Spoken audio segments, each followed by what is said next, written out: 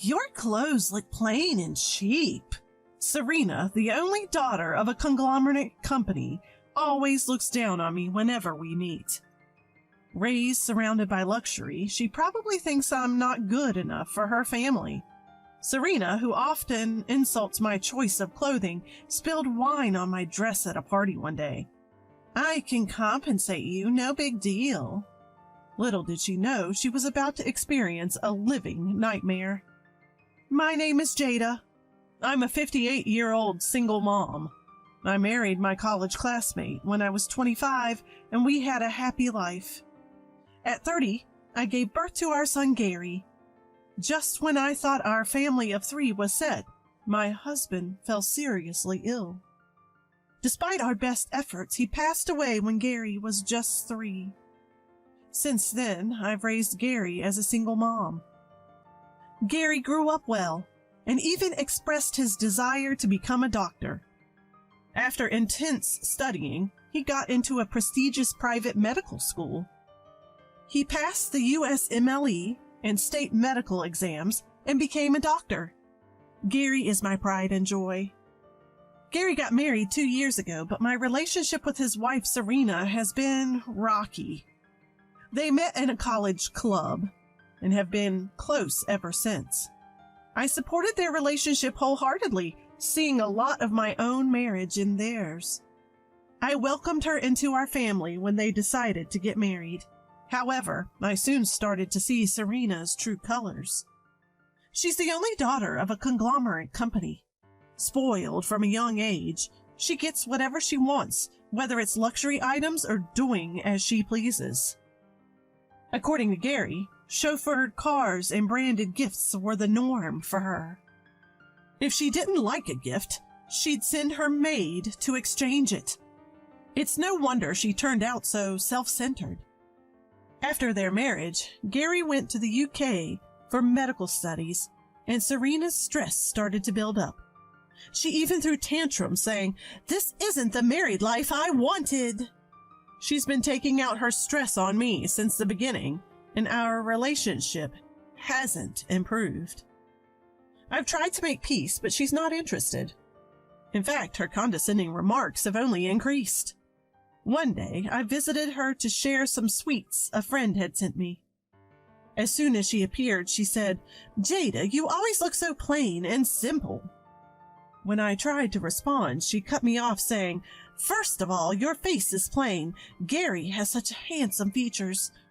Are you sure you're his mother?" I may prefer simple clothes and makeup, but that's no reason for her to insult me like this.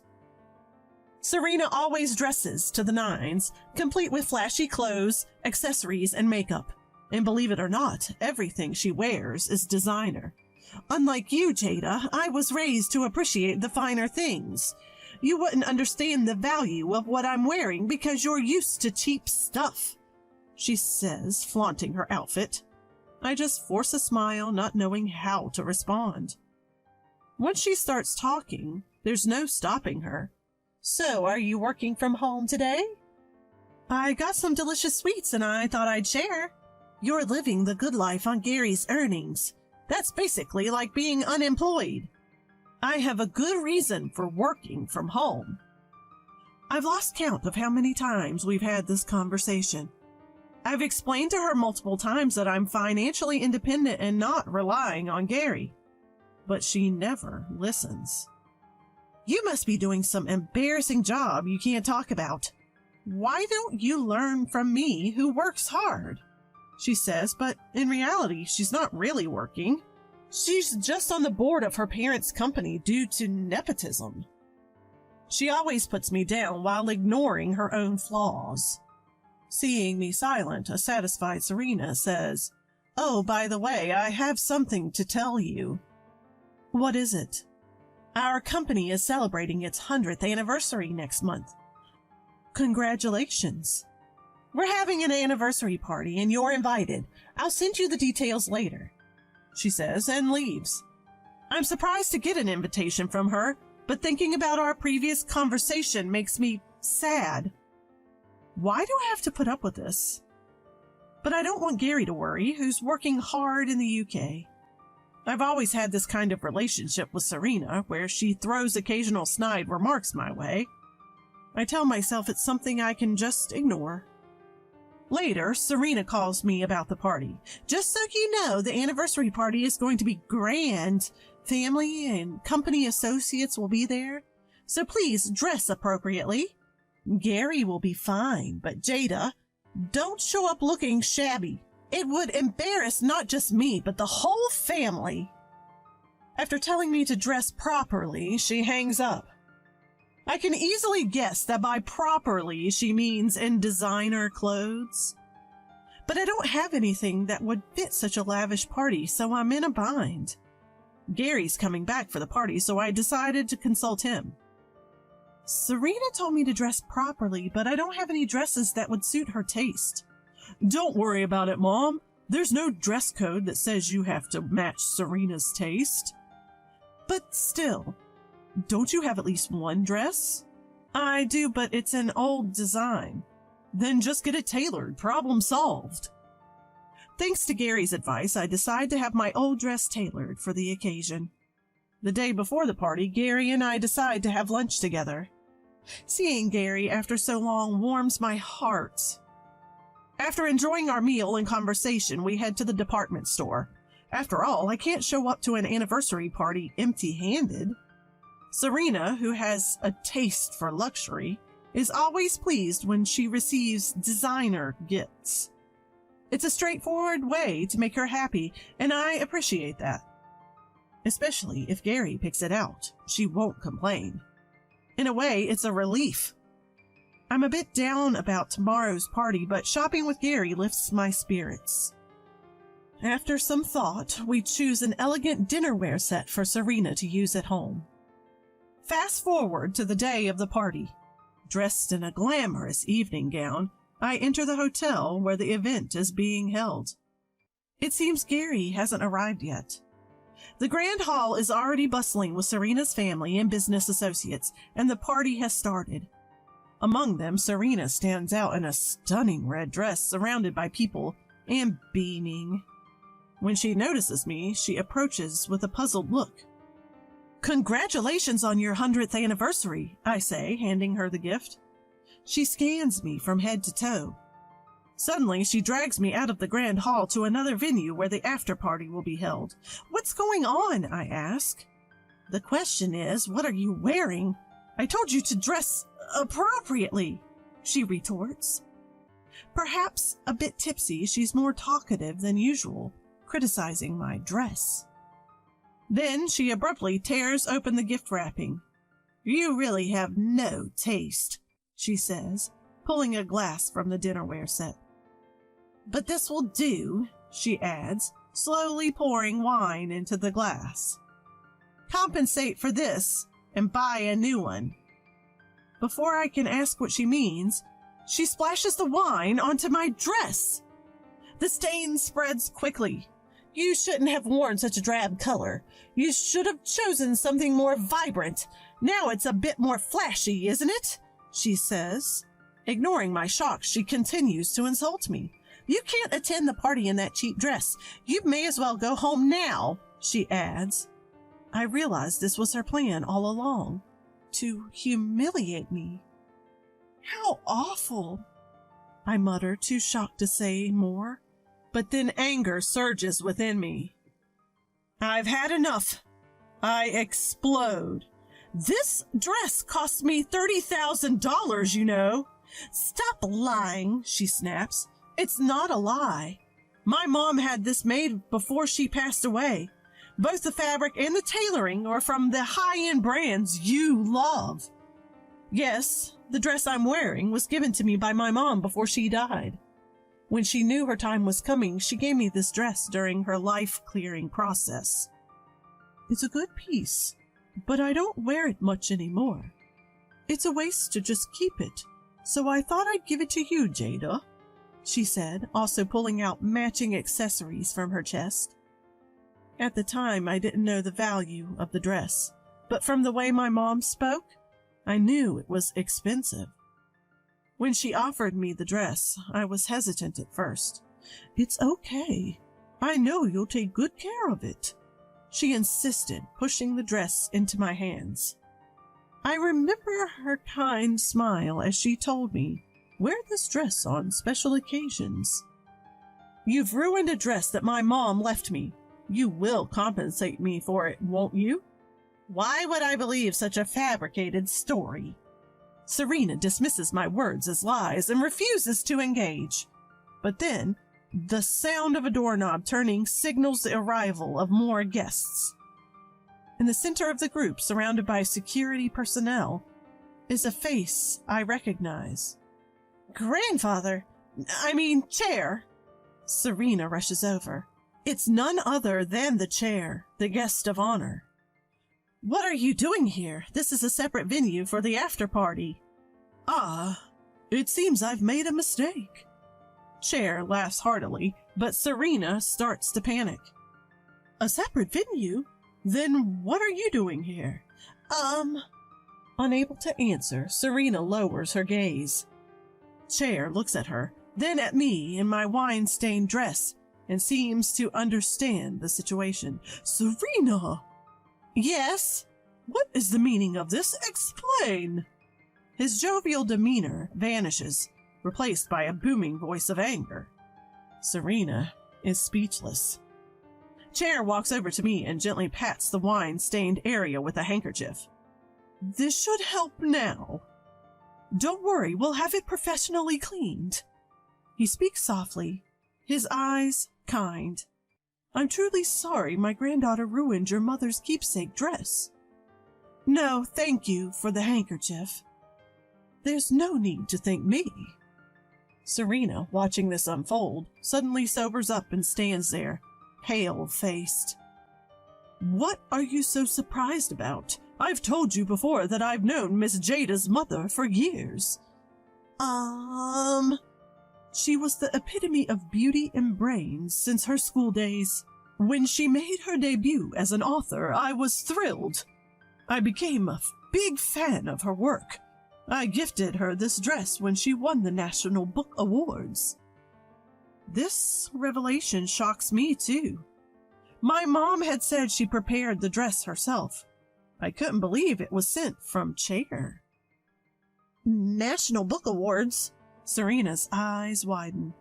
"You are really uneducated," Chair mutters. Miss Jada is also a famous author, inheriting her mother's remarkable talent. I'm a big fan of your work as well." "She's a famous author?" "There's a good reason I work from home, as I've told you before. I'm not dependent on Gary, and it's not some job I'm ashamed of." "Unbelievable."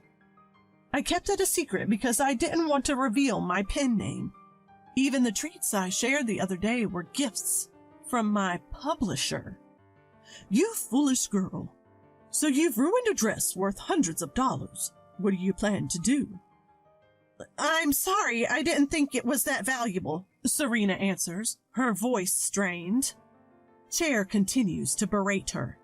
"You don't understand the value of things. You're swayed by appearances and brand names. You'll never appreciate quality." Serena can't argue. She just looks down. "If you only own cheap dresses, you'll never understand. Frankly, you have terrible taste. Where did I go wrong raising you?" Chair sighs deeply. "Chair, Be quiet, you're embarrassing me."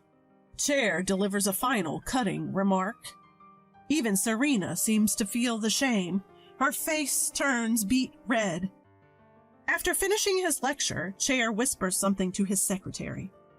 "Today is a special occasion with many business associates present. It's a good opportunity for a major announcement," he says cryptically. "Ah, Miss Jada, we'll bring you a change of clothes. Please enjoy the party." With that, Chair leaves. Minutes later, a maid helps me change into a new dress, and I return to the grand hall. Gary has arrived and says, "That dress looks great on you, Mom." I can only smile awkwardly. It's not the dress I had prepared. I decide not to tell Gary about the earlier incident so he can enjoy the party. Soon, Chair takes the stage and the room erupts in applause. "Thank you all for coming today," he begins, clearly accustomed to public speaking. "I have an announcement." The room buzzes with anticipation. Even Serena's father, the company president, looks puzzled. "Our company is expanding its overseas business.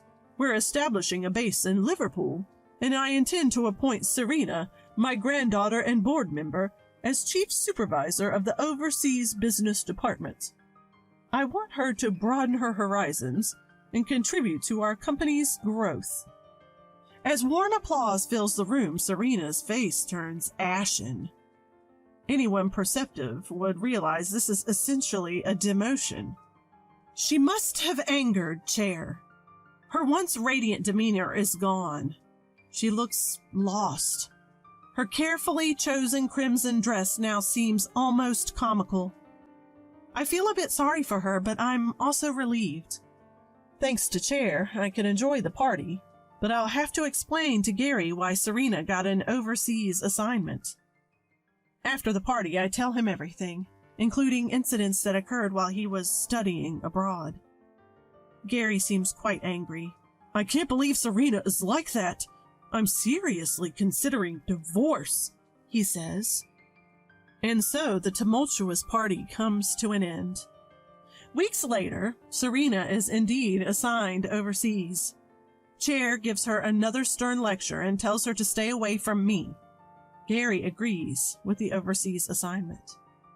Serena seems secretly pleased, thinking she'll be closer to Gary. But as it turns out, Gary is just about to return to the United States. Gary was late to the party because he had an emergency call from work, where he also learned about his return to the U.S. In the end, Serena left America without finding the satisfying new life she'd hoped for. The topic of divorce will be revisited after Serena's overseas assignment, depending on whether she shows any remorse. Once things settle down, I had a chance to talk with Chair. I had just released a new book, so I told him I'd like to give him a copy as a thank you for his help. He gladly accepted. "Why don't we have some coffee? I'd love to hear about your new work," he offered. I took him up on it. Chair apologized again for Serena's rudeness and confessed, "I've never really liked Serena's taste in things," he said with a mischievous smile. The wine-stained dress was cleaned by a professional and returned to me. Relieved, I asked Chair a question that had been bothering me. "About this dress. My mom said she got it herself. I had no idea it was from you." Chair chuckled. "I never thought your mother would tell such a fib." He took a sip of his coffee and continued. "When I heard she won the National Book Awards, I wanted to celebrate. I had a dress tailored that would suit her for public appearances." "I see. But it was an expensive dress. She was reluctant to accept it. Finally, she wore it for the award ceremony." That stubbornness sounds like my mom, but why go to such lengths? "She was my first love," Chair said, blushing slightly. "But she had someone else in her heart.